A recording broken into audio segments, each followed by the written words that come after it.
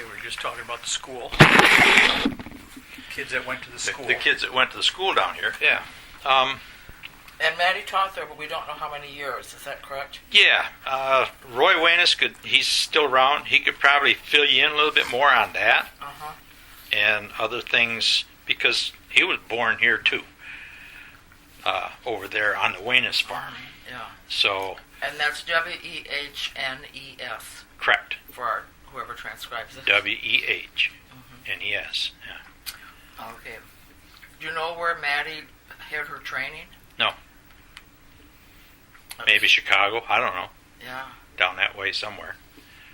Paw, Benton Harbor. Okay, and Maddie and Joseph had 2 children. Maddie and Joseph had, Lily. Lily. Yeah, she didn't live very long. Lived like a year and a half or 2. And then Boyd. Yep. And Boyd stayed here and farmed and finished up the old cabin and did what he had to do to just keep the property. And then he met Grace I guess Grace and her family must have moved up here from down by Pinckney, Paw, wherever, down there somewhere in the southwestern part of Michigan. And Grace's father, James F. Crane, moved up here, became the El Dorado, or might have been back then, it might have been Jack Pine post office. I know it's been brought up that it was Jack dash Pine, then it was all one word, Jack Pine, then it became El Dorado.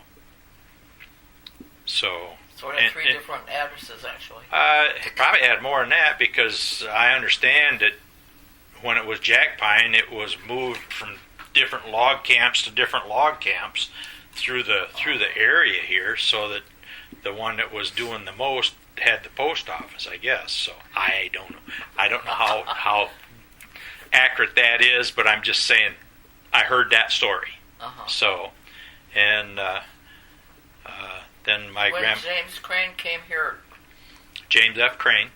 Yeah. And was his wife with him too then? I imagine. Don't know who she was. I think they moved up here as a family with my grandmother. She was born 1883 also, I believe. My grandfather was born in 1883. My grandmother was born just a little before, a little after that, because one was December 7th and the other one was December 20th. From what I have, Boyd was December 7th, okay. 1883, and Grace was December 20th, 1883. Yeah.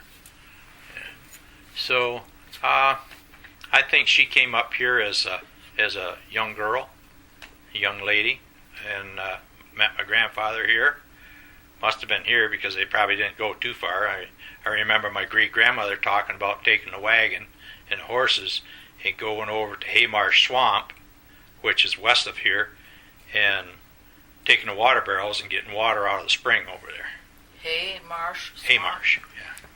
Never heard of that. That sounds cool. I stopped in down to the township office down here one day, and I was asking for plot maps or whatever, and I wanted the area of Hickey Creek Swamp, Sauger Swamp, Haymarsh Swamp, and the other swamps. And the guy come out of the office. He says, "Man," he says, "you must be from around here or something, because nobody calls that anymore, you know."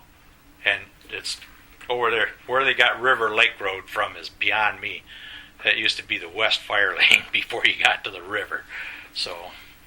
And that's Haymarsh area? The Haymarsh Swamp is almost directly west of here. Oh, okay. How big of an area is this? Well, it's pretty good size. It goes all the way over to the South Branch of the Sauble. Oh, okay. So those swamps, they're on the west side of the north-south fire lane they call River Lake Road.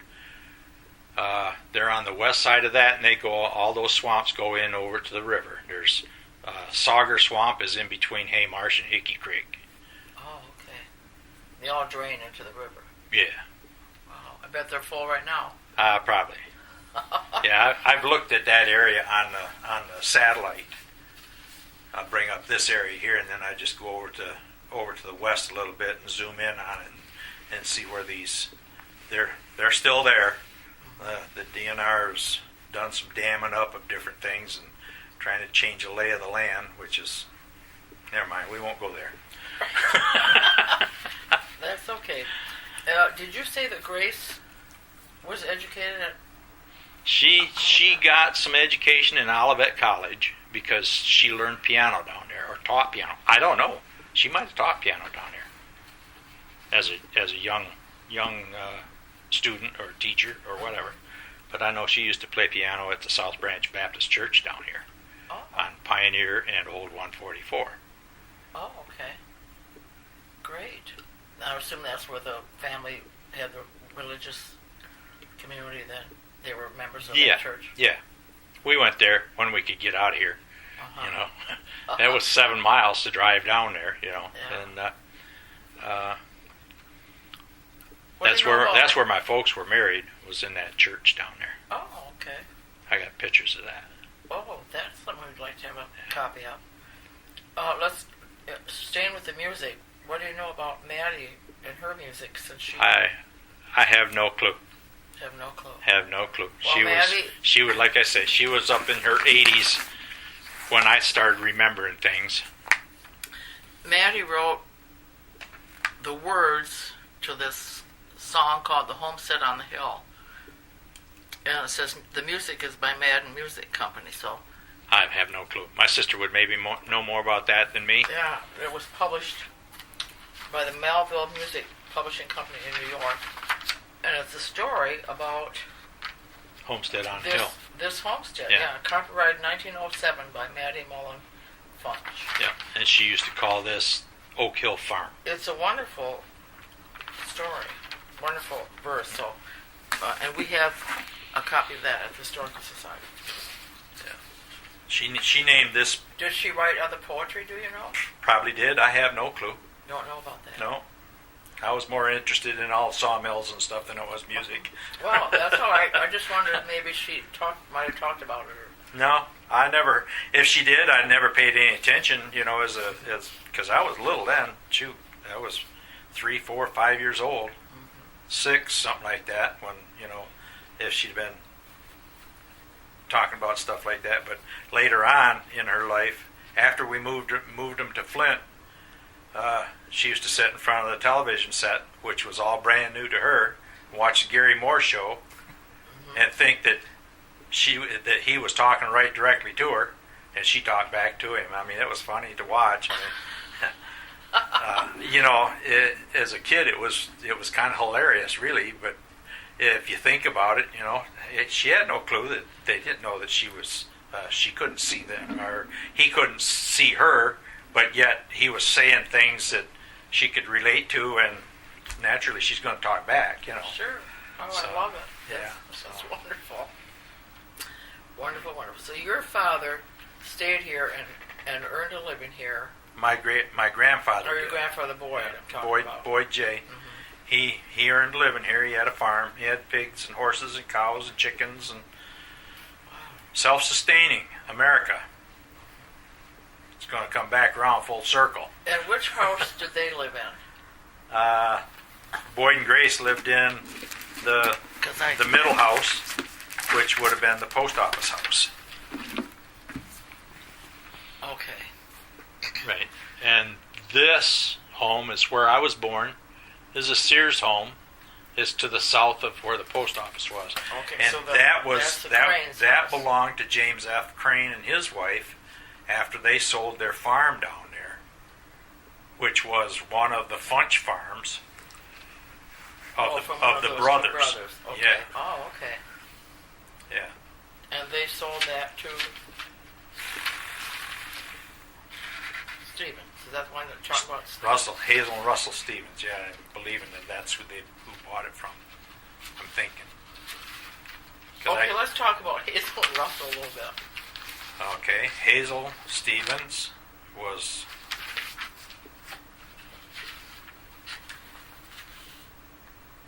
I think that was my dad's godparents. Oh, okay. I'm thinking that. But they lived there all the way up through in the 50s. I can remember Russell going out and sitting in his car, listening to the Detroit Tigers baseball game on WJR radio. He couldn't get it anyplace else. He could get it in his car, but he couldn't get it anyplace else. Oh my gosh. He'd have it turned up so I could hear it all the way up here. Well, he might have been doing other things in the yard, while car doors open. They had old 1951 Nash. For gosh sakes. Well, I always wanted to know more about Hazel and Russell. Agnes, this is what Agnes told me, that Okay. Hazel worked at the bank. Yes, she did. Roscommon State Bank. Yeah. And Russell drove the school bus, and he also worked for Lauren Dunham's store in town. Yep, the old Dunham. So that must have been in later years. Later years, yeah. I would say up through the late 50s, all the way through the 60s until they passed away. They retired sometime, I think. And they were married the same time as Agnes and Everett, which was 1931. Okay. And they had no children then, apparently. Right.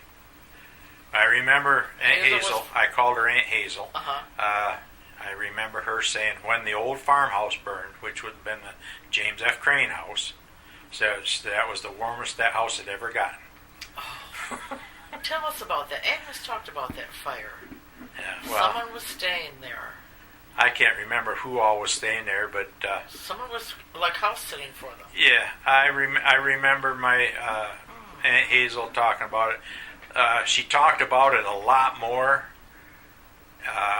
when the people across the road from the post office here, there was what everybody called the halfway house. It was a 14-room, 2.5-story big house. I think it was the Hartman farm at one time. It might have been the Smith farm at one time. It went through different hands. I know Belford's from Atlanta. They lived there. They had 2 kids that were about our age. We used to go over there and play with them a lot. And my Aunt Helen, my mother's oldest sister, her and her husband lived there. Helen and Peter Sherman. They lived in that old house. And some German people bought it from down in the Detroit area, last name of Grunner. And it burned in 1963. Wow. And the fire was so hot, there was charred boards, not just charred boards, 5 foot long, over here by my grandfather's barn. So it was windy. Oh my God. Must have been a lot of wind with it, but it was a weird fire because most of everything in that house fell into the basement, except for a few boards.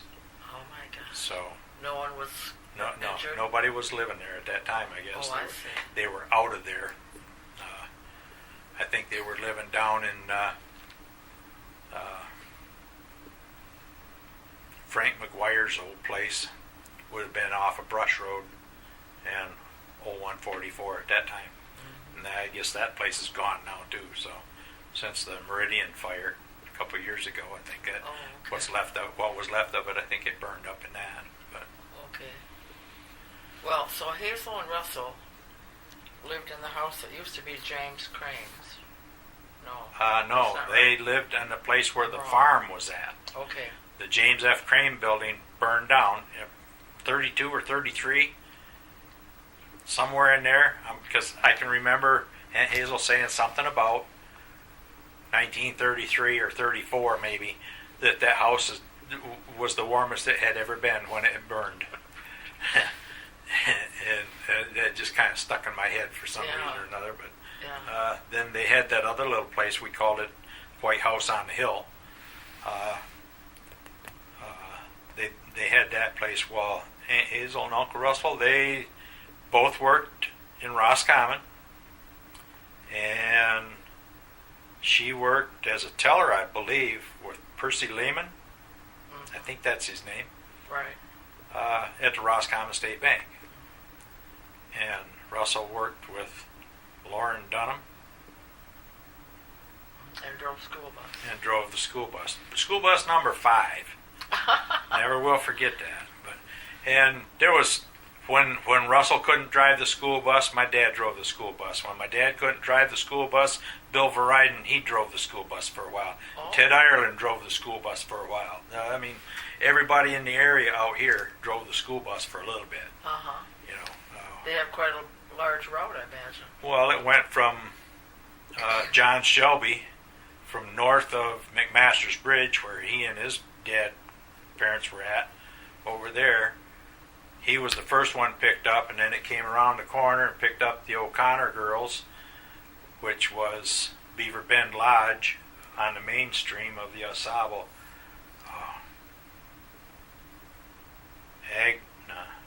Can't remember her name. It'll come to me one time. But anyway, they picked up the O'Connor girls. Oh, and he drove the school bus there for once in a while too, depending on. Did it stay out here overnight? Yeah. Must have. Yeah. Oh, yeah. It was A long ways to 14, 18 miles from school. Well, actually, by the school bus route was 22 miles one direction. No kidding.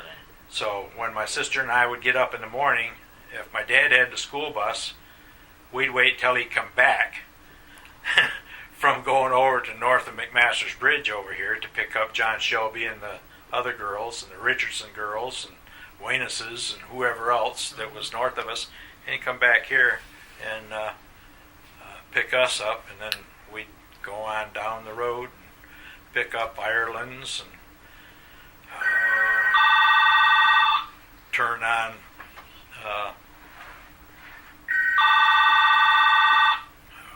that can quit anytime. Okay. They'd go down 0144 to Pioneer Road, turn the corner, and pick up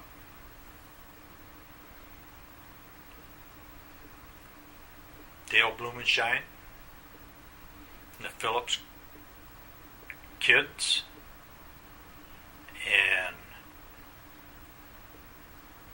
the Peterson kids. Petersons owned the Rialto Theater in Roscommon. Oh, yeah. And Pike Peterson. Peterson, yeah. Yeah, there's a story behind him. I'm not going to tell it on tape because it's really funny.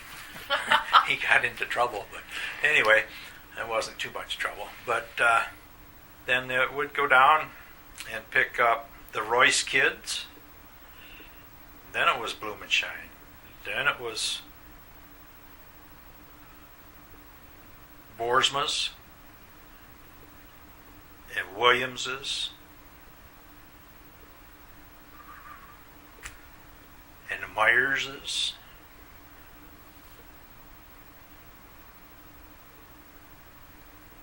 and the Shorts, Dale Bus should be Mead. full pretty soon. Huh? The bus should be full pretty soon. It's getting there. Uh-huh. I think Dale Mead was the last person we picked up. I think that was when his folks had the sawmill on Hall Road. We used to turn on Hall Road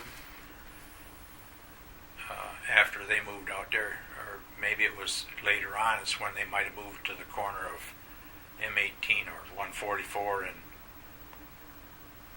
whatever that is, So Pine Trail or something like that. How many years did you go to school in Roscommon? I started school up here in the kindergarten and went to 1951. It was about middle of the third grade or fourth grade, something like that.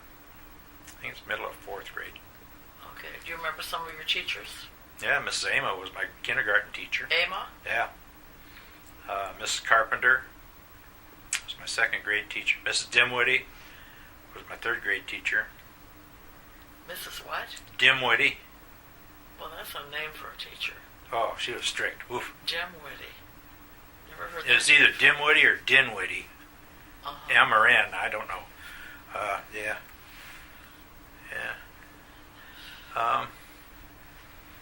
Ask Leonard. Johnson? No. Franny Johnson. She's passed away. Leonard. And He's so got you- horses out there at Roscommon. Oh, Leonard Anderson? Anderson, yeah. He had her too. John G'day. You were in the brick building by then. What's Before called the- the Craft Center now. Right. Yeah. Before the addition was on it. Yeah. Oh, and my last teacher was Mrs. Allen that I had Normaline Allen? I guess, I don't know. Oh. But I had, my sister had Mrs. Parliament. I don't know if I had Mrs. Parliament. I think my sister had Mrs. Parliament. And then I run into that name again when I had my thumb operated on. It was her son that operated on my thumb and fixed my tendon in my thumb. Wow, what a world, you know. Yeah. And that was down in Flint, Michigan, where Oh, you were. for gosh sakes. So, but, So you had your early education up here. yeah, Oh, up to that's the good. 4th grade. Yeah, I got educated by kerosene lamplight, wood stoves, carrying the wood no matter what the temperature was outside. You know, take care of you got to take care of the animals, otherwise, you know, if you don't take care of them, you're not going to have anything to eat later on. So, yeah, Okay, so, it was a full farm here. and that was in this house. That was, yes, and that house, by the way, was a Sears and Roebuck home. Still is. Right. Yeah, you could buy it right out of the catalog, and that's where they got it. Come up by train. James F. Crane. I don't know if it came by train or if it came by wagon. Well, I mean train. I was thinking train to Roscommon. I imagine probably came by train. And then they brought it out there and built it. Do you know what year they built it? Ah, Or about when? no, because I wasn't around then, but about when? Probably 23, Okay. 22, 23, somewhere in there. I'm thinking. Great. And then when James Crane had the post office, the early on when you were talking about was Jack Pine or whatever, Okay. then Grace and Boyd took that over. It says when her parents gave it up. 1922 to 52 or so. Probably. I'm thinking that my sister could probably add better dates to some of this than me as far as that type of history goes on here for dates and stuff, because she was doing a research on it years ago, and my son Joseph Allen, he did some research on a computer just not too many years ago, and got back to ancestry in Germany. So, and I don't know all that much about that, but there's plenty of it to be compiled, you know, and then add it together, and you'd have probably quite a story on this family. Sure. So your father Robert. continued the successful farming here. Robert A. Yeah, he was born here, and now you're getting pictures in my mind. I remember. But he stayed here his entire working life. Then Yeah, was he went here. to school in Roscommon and graduated from Roscommon in 1936. Okay. And there's a lot of people around. If you could talk to them, if they can remember in that era, you know, around here, they would maybe recollect my dad. 'Cause, Sure. Margaret and Sid there's at the same time. yeah, they used to take a carload from here every once in a while. When my dad got a driver's license, the rest of the guys around here had driver's licenses. They'd take turns driving back and forth to school and whatnot, going to high school and that. Do you know if he was in sports in high school? I don't think so. He had too much going on here at home. He had to go to school, come back home, and work on the farm. Yeah, helping my grandfather out, doing whatever they did. I remember putting up corn by hand. I remember them doing it, not me. I was too young, but I remember watching it. How they used to put them up in shocks of corn, where they, like the Amish do today. Still, they take so much corn out of a row and bundle it together and tie it with binder twine it so far from the tassels, and that's where they'd put it until they could come through with the horses and the wagon and throw it up on the wagon with either a pitchfork or throw it up there by hand. But they'd get people in the area, just neighbors and stuff like that, and that's what what you did, during harvest time, you all went to somebody else's farm and helped them do their harvest. Sure. I can remember going from here over to Weyness's and cutting hay with the horses, and going from here in a car or truck or whatever down to Hyde's down in Keno and putting up stuff down there. Oh yeah. Really? Yeah. And then Dick Schwam and his sister stayed with my folks for a while. Well, their mother had to go because she had TB. Oh. And you mean as children they stayed with yeah, your folks? Yeah. Oh, I didn't know that. Yeah. Oh. So. Yeah, you just helped out from the area. Away to me, but that I guess that's not really far, is it? Down to 8 miles. 8 miles. 7 miles from here to college. Oh, okay. And so Keno was right there, Yeah. And Schwann's lived right around the corner at a farm there, and Hyde's were back up this way a little bit further, and Richardson's were down in there. Mm-hmm. Now, Carol Hyde Wall wrote a history of Keno. No. And we sold those books. She wrote it for her children and grandchildren, too. Okay. The name of it is Keno the Way It Was. We sold it in our gift shop for a while. We sold them all. Yeah. But it's very, very interesting. She did a great job. I've been trying to get, what's his name? He used to be with your cousin. Oh, Del Bond, Yeah. Michigan Magazine. Barry Stutzman from Oh. Michigan Magazine. I've been trying to get him to come over here. You should. And do something like that, because I asked him one time if he'd ever done anything on old homesteads and old villages, you might say, of this part of Michigan. Mm-hmm. Like Pierre Ghost Cheney. towns type, right. Yeah, ghost town. I hate that word. Right. Because El Dorado was written up in the Ghost Towns of Michigan It book. was. Yes.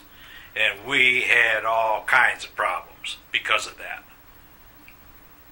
People coming to see. Oh, yeah. I mean, take the wall right out of the cabin and stuff and go in and get stuff. And, oh, yeah. We were Yeah, good. We didn't take anything. Every time we'd come up here from Flint, we'd bring our hammers, our saws, a bunch of nails, and some extra lumber. Because we knew we were going to be working. No kidding. Every time we came up here. Wow. So your mother and dad didn't stay here until they died then? No. You said when you were in the 9th grade, the family moved? I was in the 4th grade. Oh, 4th grade. Okay, I'm Yeah. sorry. Okay, then About halfway. I think it was halfway through the 4th grade. We'd been to Flint and back during the war. Because my dad worked at AC, building bomb sites and stuff like that for... Okay, well that's what I need to get back to, what your father's entire work... Okay. Well, he was here on the farm. Mm-hmm. He helped my grandfather with stuff. My grandfather had a sawmill. Oh. And he sawed a lot of lumber for cabins and stuff around here and a lot of places, a lot of knotty pine in those buildings over along the river. Mm-hmm. He did a lot of that for him and stuff like that. And then he got rid of the sawmill, and they got another one. My dad got one. His old bell saw, I remember that. Busting it out of the box. That was after we moved back from Flint. I remember the box. And that's weird because that would have been 1944, 43, 44. I wasn't very old, but I remember the box. No, you were too young. You were only 2 years old. Yeah, I remember that box. But No they kidding. took the saw blade out and the arbor and stuff like that. Why I remember that box, I don't know. But anyway. So during the war, your family moved. We were No. back and forth from Flint to here. We did this Okay. twice during the war. And,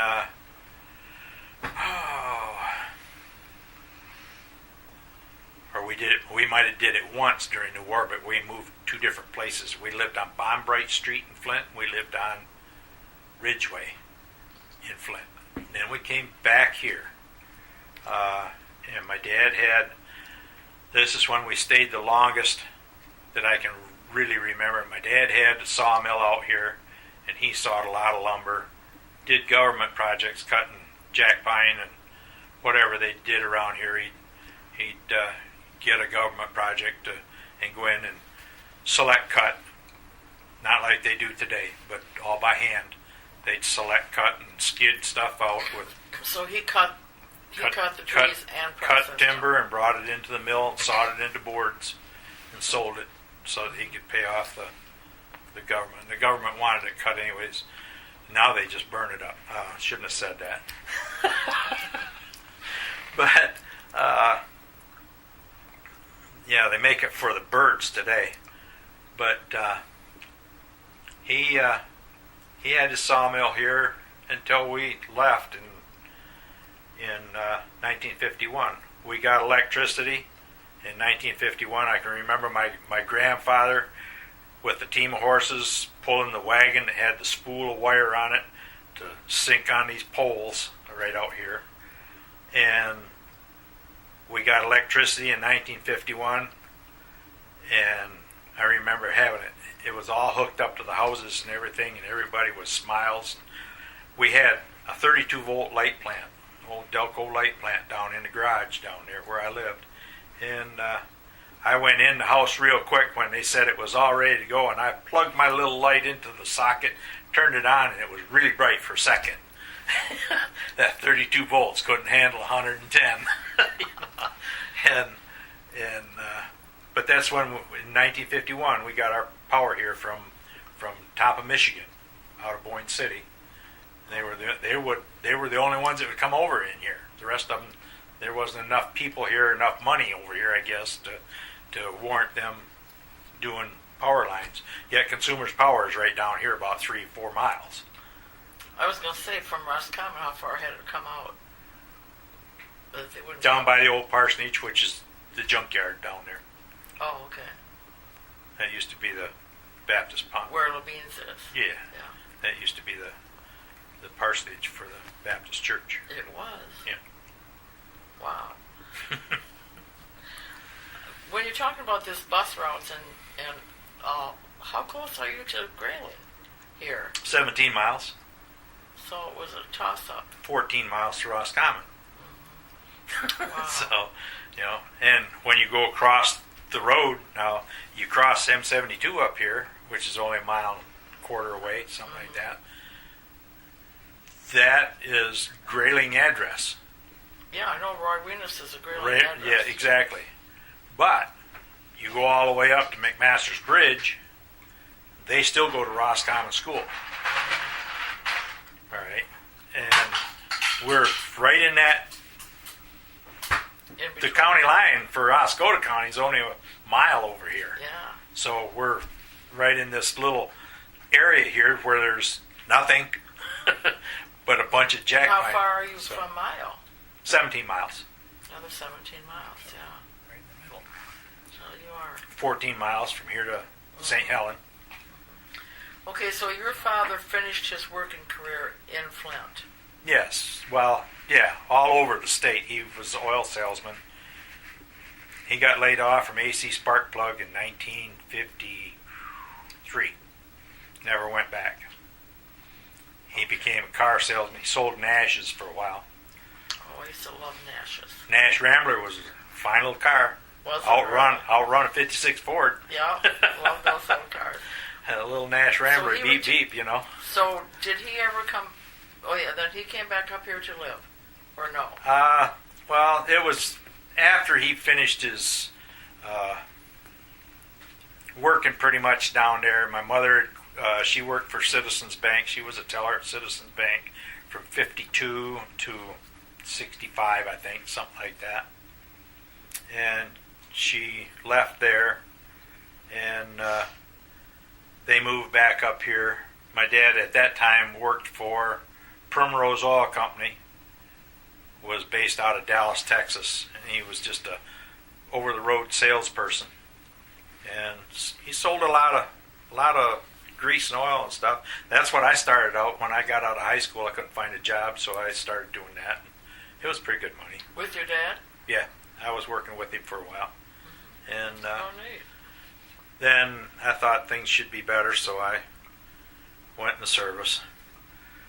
What branch? I went in Michigan National Guard.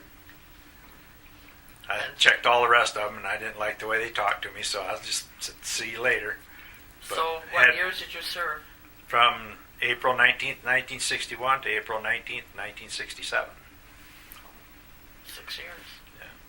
So, Great. Okay, so. and I should have probably stayed there. Oh, well. Let's go back a little bit to your mother's family, Dorothy Jones. Jones.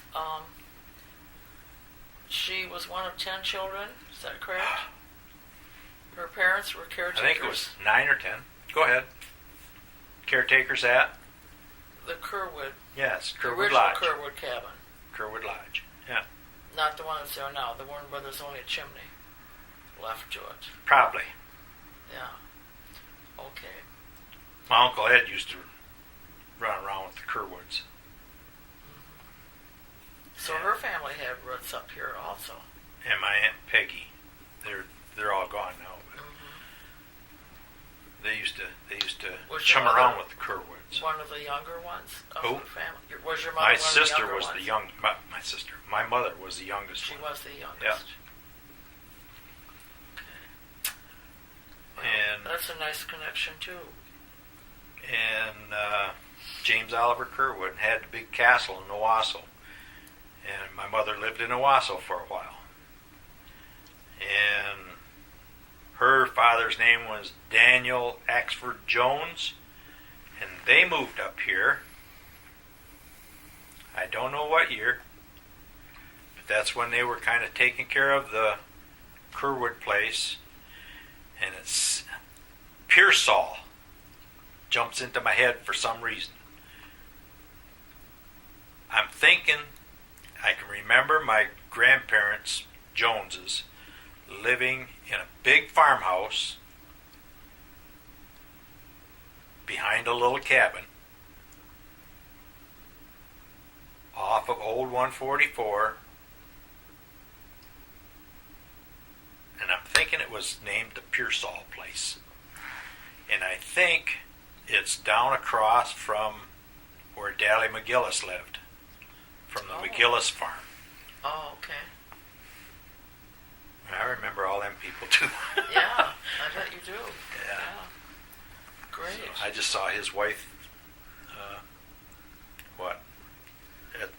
at the township hall for voting. Oh, Bernice. We got it. It's still 45 recording. minutes. Oh, okay. You want to keep going? Or you Yeah, wanna- we'll keep Still going. recording. To an hour. Yeah. We'll go to an hour. So, but they moved up here, and I think my grandfather Jones, he was a woodworker kinda, but he was also into real estate. And that's what he did up here was real estate stuff, I guess. I think. Like I say, my sister can probably do more of that because she researched it a heck of a lot more. And I'm just going by memory of what some of the stuff that I've heard I'd say you have a good memory. and the stuff that I've read about my family. You know, so. Sure. Well, tell us a little bit about your sister. She looks like she's an interesting person. My sister. Where did she go to college? She went to Mott College. She went to. Lansing, whatever school's over there. I'll tell you in a minute. Anyway, she went to basically the same school as I did down there in Flint, and we both graduated from Flint Central High School. And she went to Mott College. And she worked different places. She worked at Bill Lamb Record Shop. She worked at WKMF Radio. She worked with Jim Rush and a few other people down there that were well known in the television stuff. Jim Rush and Tom Einen got a hold of her to work with them at TV5 News. and she worked at TV5 for, oh man, a long time. She had 26 years or 27 years there, and she quit.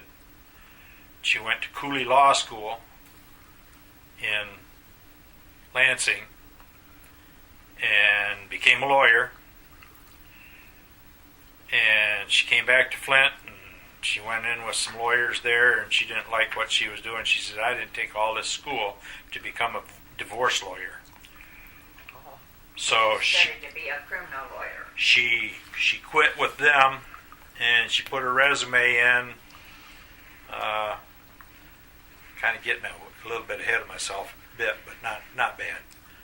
But anyway, she put her resume in, and she became the magistrate of Mount Morris, Michigan. So, and that's where she retired from. What? 2000? I don't. Something like that, somewhere in there. They ring bells with me. Anyway, They wouldn't accomplish she nothing. she retired as a Yet. magistrate in Mount Morris, Michigan. Okay. Her name is Roberta Jean Funsch Ray, W-R-A-Y. Right. Legally, it's Roberta J. F. Ray. She had it changed. So, yeah. Well, that's nice when you're a lawyer. You can do all that stuff. Yeah, well, she's still Bobby or Bobby Jean, whatever. That's what we always used to call her. I call her Sis. BJ. She went by a few different names. Probably some others we won't talk about. But, And what about, was she some kind of a pilot? yeah, she got a pilot's license in the 70s, and somewhere there's a film clip of her with a guy named Hughes and his super steerman, and she took a plane ride on top of the wing. Oh, She's a my wing gosh. walker. She got her wings the second time up. Wow. 2 years in a row. She did it. First year they did it, she just got up on the wing and stood there with her arms out, and they flew around. The second year he came, I think his name was Joe Hughes. He had a red and white super steerman biplane. And the second time she got on the wing, and they strapped her in good, and they went through the whole routine, loop-de-loop, flip-flops, and whatever else. Wow.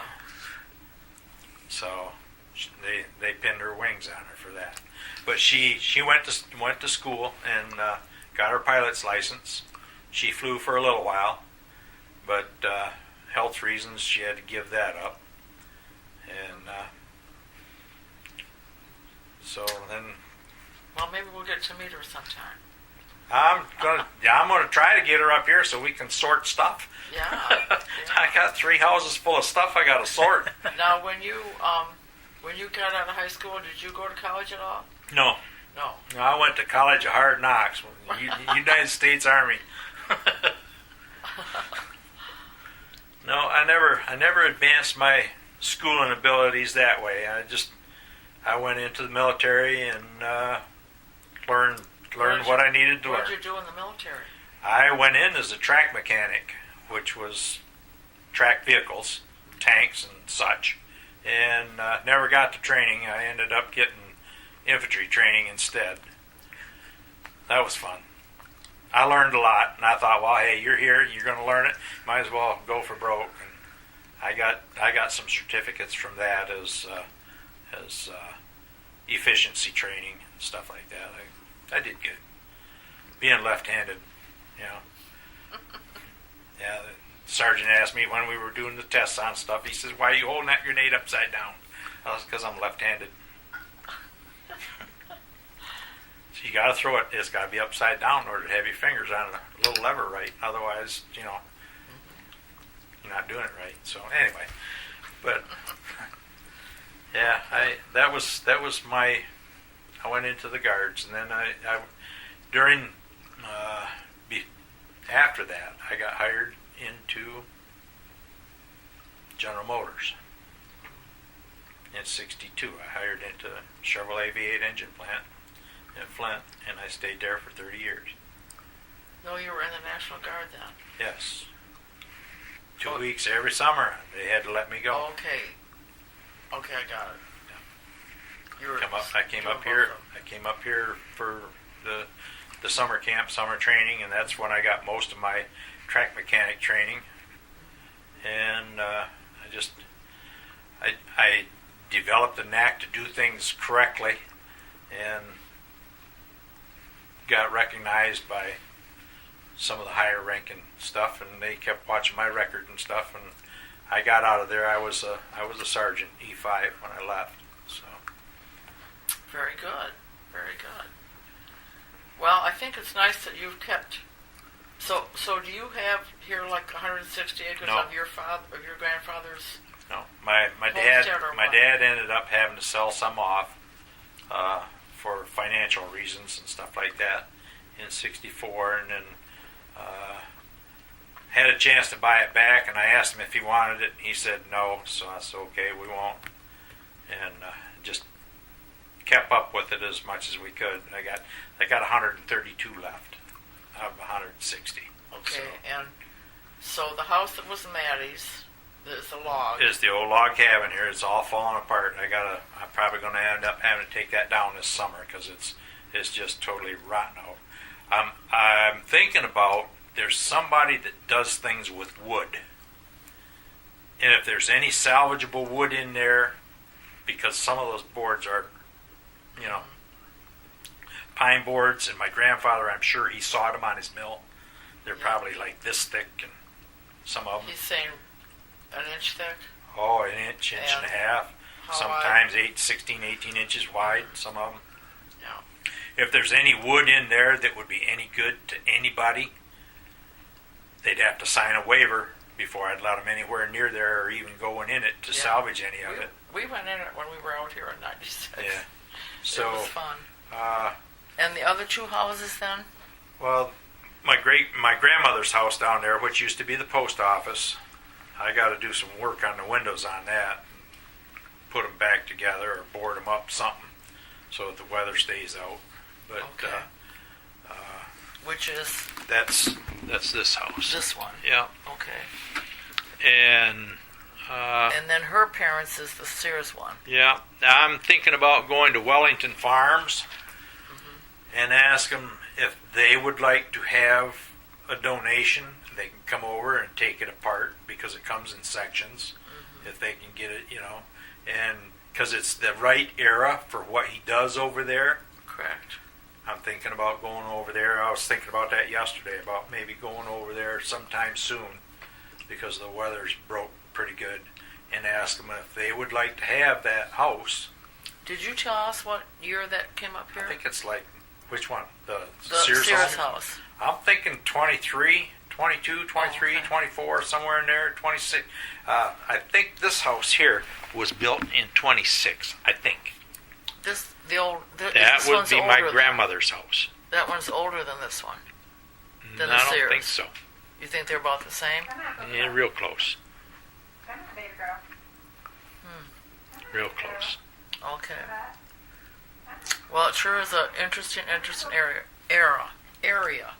Are your parents and or your grandparents buried at Rock Cemetery? My parents are in the woods. They wanted to Here be on the property? yeah. They Oh, wanted that's their nice. ashes scattered in the woods, Uh-huh. so Well, we did that's that. nice. And I got a special spot out there that I'm going to fence off, and because that's where Mark most it somehow, yeah. sure.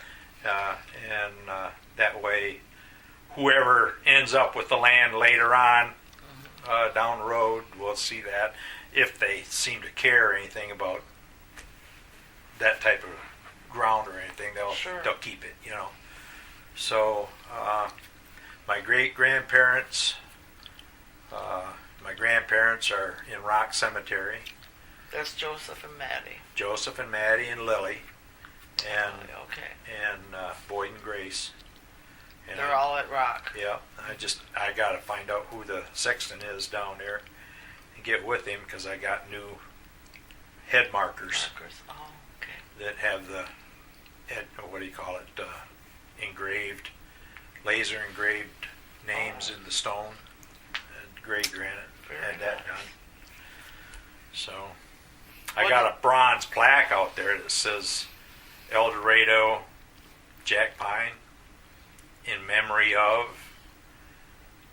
that I was going to take down there. And then all of a sudden this metal stuff started going sky high, and I heard some stories about some of these bronze plaques being pried off of Yeah. cemetery places and stuff like that. Oh yeah, people don't care. I mean, that's money. Bronze. I mean, that bronze is heavy, and that's, I got a plaque out there. I got 2 plaques, matter of fact, because I had one done and one of the dates was wrong, and I didn't notice it for 4 years. So I thought, well, I can grind that off of there and just write it in, and it was on Lily's thing. It had her born the same year she, dying the same year she was born.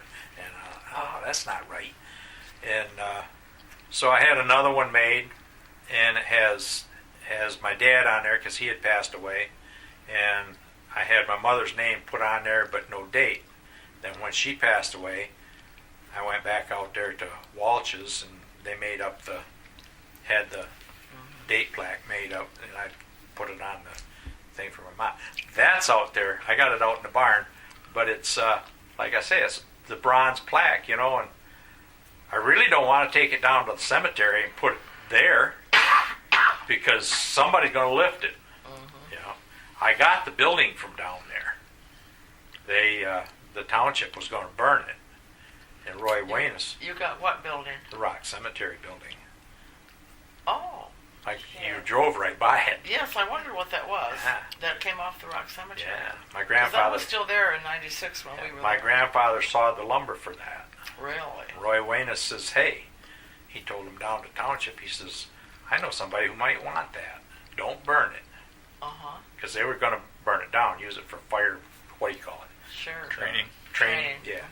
And Joe Myers was there at that time, and I went down there and asked him about it, and he said, "Yeah, you want it? Can you get it out of there?" I said, "Yeah, I can have it out of there probably in 5 hours." He said, "Really? You ain't got that kind of equipment?" I said, "No." I said, "But I'll figure it out." And so I had to sign some papers and stuff like that. And he said, "Well, it's yours. You get it out of there whenever you want. Just let us know." And I said, "What do you want me to do afterwards?" And he said, "Well, if you can, fill in the Foundation. area where the foundation and the well is." I said, "You want me to fill in the well?" He says, "Yeah, because they had it all re-upgraded and everything, so it's all automatic." I said, "Okay." I said, "But if that has to be dug out, that's going to be a bummer." So he said, "Yeah, just go ahead and do it." And I went down there, and I had a couple of bumper jacks, a pry bar made out of an old Ford axle, and some thinking. I went down there and had another guy was going to come down there and help me, and I checked to see how it was held down, and it was the bottom 2 boards of siding held that on the foundation. It wasn't bolted down or nothing. Wow. It was just sitting there and tight, so that nothing could get under it to lift it.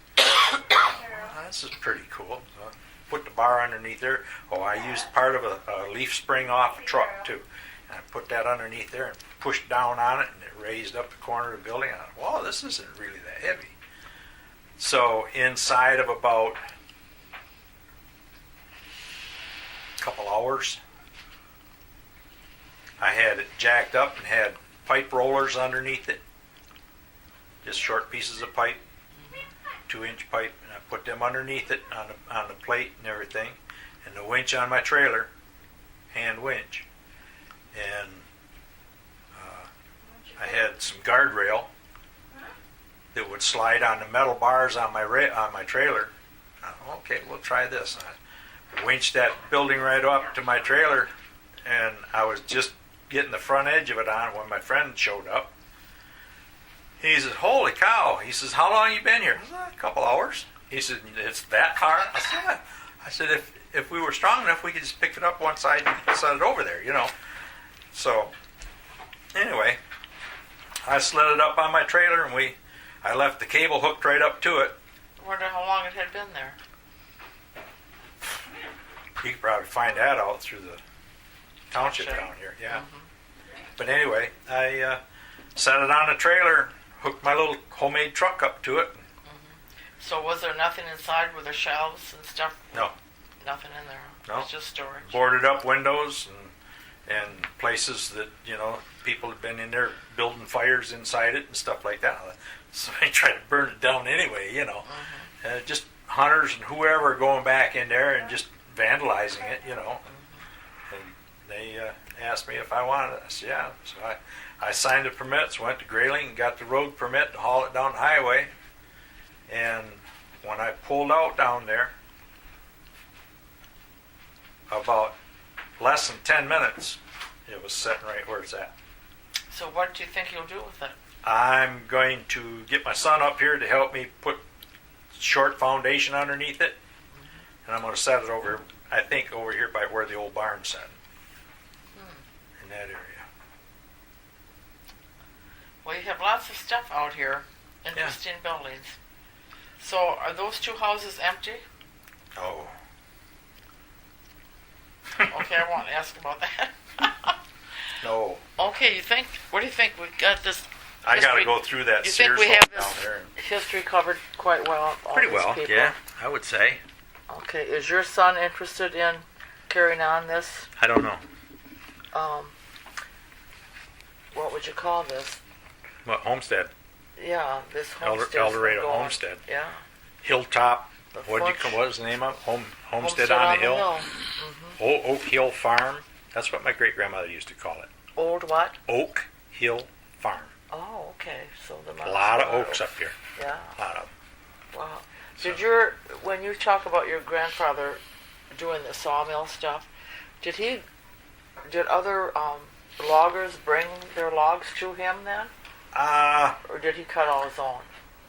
I'm not sure how they did it back then. If you know, usually there were a lot of sawmills around here. Yeah. You know, back then, back during the 1800s and whatnot, I'm sure they had big mills all over the place. You know, because of the supersized trees that they had in here. You know, back when this was all virgin timber and whatnot. But Because he was here when they first came yeah. and cleared the land. That would have still been the big timber. A lot of it. Yeah. The old cabin here was built from some of that big timber. Maddie's cabin. Yeah. Very interesting. Okay, well, we're happy to know about this El Dorado because it's on the map. And it's part of our... Yeah, that's a sorry day. No, really, it's not. We're lucky here to be in Michigan when you can say, well, where do you live? You say, right there. Yeah, I know, that is nice. You know, That well, is where's nice. that? Well, that's the southeast corner of Crawford County, you know, Yeah, called South Branch Township. yeah. And that's made up of 3 different townships. What's made up of 3 townships? South Branch. Oh, is it? From the old ones, you mean? Yeah, Ball Township used to be in here somewhere. Because that one cemetery used to be called Jack Pine or Ball. Okay. This one. So Ball Township used to be in here someplace, and this South Branch Township is the largest township in Crawford County. Oh, is it? It's made up of 3 different ones. So it comes from out by Roscommon. It comes out to the county line, Roscommon, Oscoda. Goes up Oscoda County to what's the next one north of us? The next county? Township. Right. Township. Oh, I It's don't know which up by township. Lewiston. What is that township up there? I don't know the township. It's just south of Lewiston. I think Lovells is still in Crawford County, but it goes a long ways up north of here. And then it goes over to Grayling Township and comes down. What's north of Grayling Township? That would be probably Gaylord. So that's not Otsego Township, Otsego County. So, but yeah, South Branch is the largest township not the largest population naturally, but the largest township Because it's made up of three marshes. Three different towns. Yeah, there you go. 3 marshes and a couple rivers. You know, the South Branch of the Osable, which starts at Lake St. Helen and ends up over here on the main stream. Now that's cool. From here, I can go down to Chase Bridge, put a canoe in down there, and in 4 hours get out 3 miles away at Smith Bridge. Yeah. I can put in at Smith Bridge, float the rest of the South Branch to the main stream, down the main stream to McMaster's Bridge. It's only 6 miles away. Yeah, and I can be gone all day on both those trips. Yeah. You know, so And it's beautiful country. Yeah, the South Branch trip from Chase Bridge to Smith Bridge is all wildlife. Beautiful. Yeah. I've only done it once, and I've been here 40-some years. I can't remember the last time I did it for sure, but the time that I did it that I really remember the best was when my youngest son and I took a February trip from Chase Bridge to Smith Bridge. Wow. I think it was like the 13th or 14th of February. We put in down there, we pushed the canoe through the snow and got in at Chase Bridge, got out of Smith Bridge and pushed the canoe through the snow back to the car, put it on the car and came back over here. But we did it was a beautiful day. It was like 30, 31, 32 degrees down in the hollow there and Great no wind. memory. We had to get out 2 or 3 different times and push the canoe through the swamp because it went around. There were some trees across. They were doing some surveying, I guess, for the dunes over there, and they dropped trees across the river to walk across. So we get to the tree. The first tree we got to, we pulled up alongside of it, got out, pulled the canoe over top of the tree, and got back in. We went not very far at all. We ended up with another tree, and I knew that the river made a real sharp bend and came back, and it was shorter to go and safer to go from here to there than it was to go from here and around that tree where it fell over and stuff like that, because you could end up being neck deep in water, you know, not knowing So where you the bank probably was. know the river quite well. Yeah, I like it. Yeah. I've Well, that's been great. on that stretch of river. Well, we started out at Meads Landing many times back during my high school years. I'd come up here and spend the summers with all my school years, spend the summers with my grandparents and with the church group and stuff, kids from Roscommon, Bertles and Meads and whoever else, Boersma's and whoever else wanted to go on church group, you know, we'd go down the river.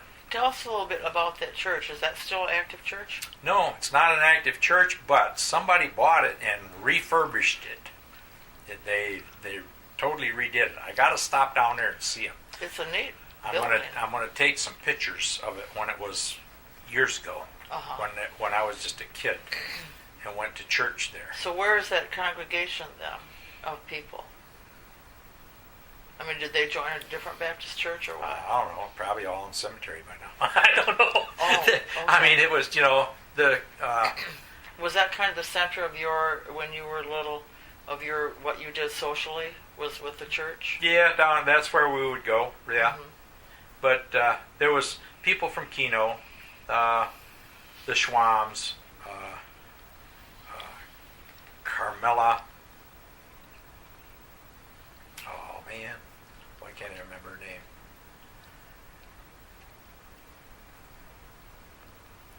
She was a Sunday school teacher there, I think, sometimes. She taught little kids. I stopped to see her a while back. She lives down in Keno.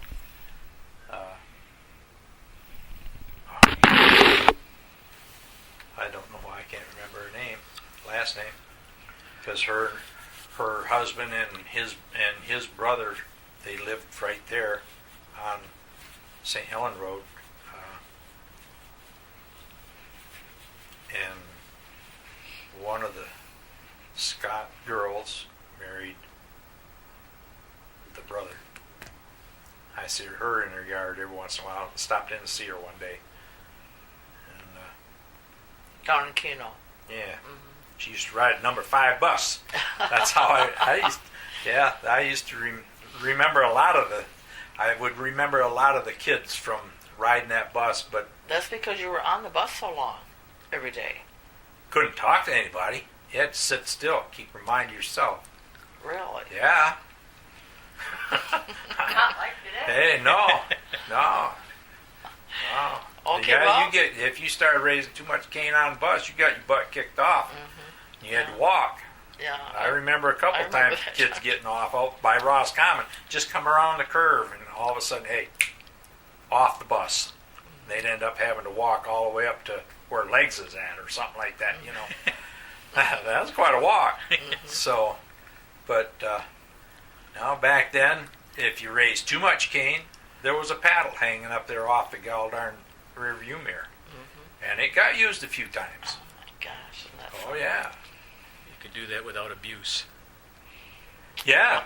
Oh, it was a whipping for you not following the rules, And what do they do today? Permissiveness.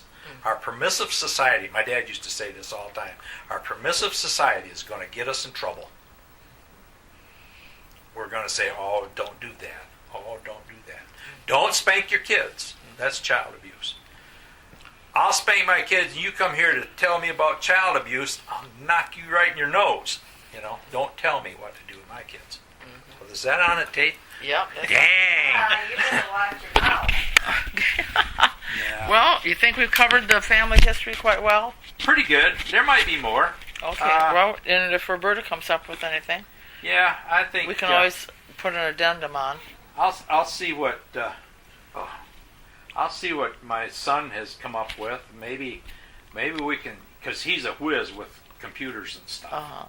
And maybe we can throw some Well, it's nice to know. And pictures how many together. other people, how many in this area homesteads are there still in the same family? You might be None. the only one. Probably. Probably. I would Or hope anything. that my kids would continue this, but Yeah. probably not. Yeah. Right. My one son, he says, I love the UP. I said, yeah, but Yeah.